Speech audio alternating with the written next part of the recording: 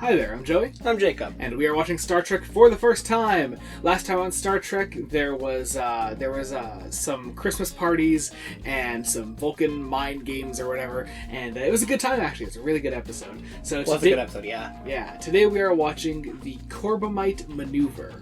The Corbomite maneuver. Corbomite maneuver. Corbomite maneuver. Whatever, I'll get it eventually. So yeah, I don't know. Sounds like it might be fun. I don't know. I mean, it sounds like we might be in a space battle this episode at least. Yeah. That'd be kind of interesting. We haven't actually had like a proper like other ship here, you know, and not physically at least. We've mentioned other ships. Yeah. Alright, so we're gonna get into post-episode thoughts in a second. Join us then. We are about to watch the Corbomite maneuver. The shirtless Shatner count continues. It's here, yes. It's very exciting.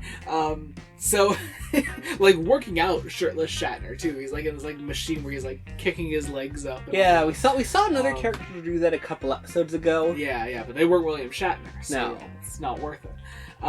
So this is actually a cool little episode. I actually really liked this. Yeah, it was a good little episode indeed. Yeah, another episode where we had like pretty much like the whole crew in this one because there was like no other cast, pretty much. Yeah. Yeah, it was cool though. So there's like this there's this ship controlled by this alien named Baylock. They say it two different ways. I think it's supposed to be Baylock, but like that's the one they said more often. Yeah. But like it first contacts the Enterprise because there is this Rubik's Cube in space. There's this Rubik's Cube in space in the Enterprise's way. And they destroyed it. And the only reason it's in their way is because they're again in an area of uncharted territory. Yeah. So interesting actually on the Rubik's Cube thing, because that's all I'm gonna ever call it. We're in this first sequence. This Rubik's Cube in space is in the Enterprise's way, and just Kirk just isn't there.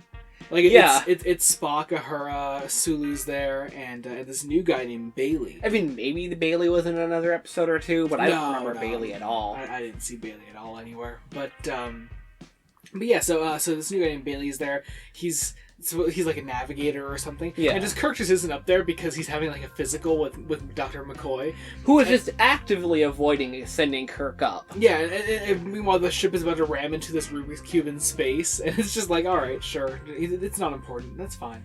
But yeah, also once again, the uniforms and rankings in this show are absolute bullshit. Hers in yellow again. Why? Yeah, I don't know. Why? Was there an internal logic to the colors in the original series, or were they just like, here's what you typically wear, and sometimes you'll wear this? Like, I think if they work one out, it'll be in season 2, or at least maybe by the movies. I think the movies will probably have one. Yeah. So they destroy the cube. Also, Kirk is like super out of character in this. At least in like the first like quarter to third of the episode. Yeah. There's a whole bit at the beginning where he's hanging out with McCoy and Janice brings them some food and she leaves and Kirk just gets all weirdly sexist. he's like, what do they think, like assigning me a female yeoman? Like first off, you two had some shit going on in a couple episodes. Yeah. Like you two were like this, but like now you hate her because she's a woman or something. It was really weird. Mm-hmm. After that scene and like one other bit on the bridge where he was just kind of a dick to everyone. Yeah, both Spock and McCoy. Yeah, just aside from those couple of moments, like in like the first like 10-15 minutes of the episode, like he was fine after that, but it was a really weird start to the episode. Maybe Shatner was just having a bad day. Who knows? But yeah, so they meet Baylock. Baylock has like this yellow ping pong ball ship. Yeah. And I refer to it as a couple of different objects. I eventually settled on marbles personally. Mm-hmm. And Baylock says he's gonna destroy their ship because they destroyed his Rubik's Cube, and it's gonna. You called it what, a way boy? I have no clue. I don't know. They use a lot of ship. They use a lot of like ship terms, like you'd use in like on the ocean. Yeah, but he's just gonna destroy the Enterprise, and like Bailey like freaks out because of this. And right. I called it. I was like, this is like if we took Joe from The Naked Time and gave him like a position of power. Yeah, exactly. Like, this is just someone that's not meant to be here. So he's gonna destroy the ship, but Kirk comes up with this plan after Spock says something about like, oh, it's like chess, and Kirk's like, no, it's like poker, and And so he contacts Baylock and is like, well, we have this thing called Corbomite here. It's pretty common on Earth. Right, we just don't have it in any of our computer banks for reasons. Yeah, so it's like this defensive maneuver. It would destroy your ship if you tried to attack us immediately. And it's pretty great. Like at first I thought, I was like, okay, he's talking about poker, so he's gonna like say like, oh, well, Baylock is bluffing. He's not actually gonna destroy our ship. But no, it's Kirk's bluff. And a nice little like fun moment there afterwards when Baylock falls for the bluff. And Spock is like, I'd like to know more about this poker. I thought that was just a nice little moment. Yeah, that was cool. I've been trying to decide if Spock would be good at poker or not. Right? Yeah. Also, just not at all how I thought this title was going to play into this. Right? I know. Yeah. I don't know. Just weird.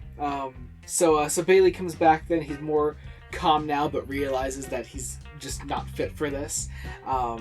So what happens then is Baylock says he's gonna destroy the Enterprise anyway. He's gonna take them by a tractor beam and take them to this planet where he can like safely destroy them, right? Yeah. And so they break free from the tractor beam. They go over to meet Baylock because they're distress calling. Yeah. And Baylock is a kid, or at least looks like a kid. Right. Like they look like an Earth kid. Yeah. And it's just this nice little scene where Kirk and McCoy, Kirk, McCoy, and Bailey, they all go down to meet with Baylock, and it's this nice little moment where they this whole thing was like a test of Baylock's, and Baylock was like, I want to know like more about humans and all that, and Bailey offers to stay behind. Because I'm glad. I just didn't want him around anymore in this episode. I was both concerned Bailey would become more prominent in the cast, right, and this episode. Yeah. So he decides to stay behind with Baylock, and he shows them around the ship, and it's just a nice little scene. I really like that. And you called out the dubbing to voice to lip syncing. I forget what episode they did it in before, but there was another episode where they had to lip sync with another actor. Who's off camera, and it worked really well, and it looked really nice here too, even with a child actor. Like, yeah. Where like there's an obvious disconnect. Mm-hmm. But yeah, well, like I think especially like I think of like 60s Doctor Who.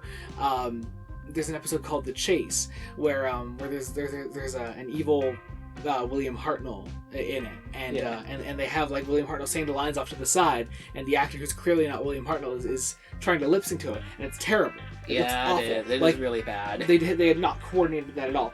Part of that maybe because Bill Hartnell was always just he never like had like one way he was gonna say his lines. So maybe it was more just coordinated here. But yeah, so far like any sort of lip syncing that they have to actually do in this show turns out really nice usually. Yeah. So yeah, that was really nice though. Yeah, really great last scene. Just a nice little episode. I don't know. It was relatively inoffensive. I liked it. It's cute. I was kind of hoping, given the title, maybe a space battle, but we did not get that. We sort of had that. I don't know. I'm not expecting like starships flying around everywhere, Star Wars style. No, I don't think we're gonna get that at all. Yeah, I'm not expecting that. But no, this works. This in works. Principle and in execution, good episode. Yeah, definitely. So I guess that about does it. Join us next week when we continue the original series. Until then, this has been Joey Morgan. I'm Jacob. Goodbye.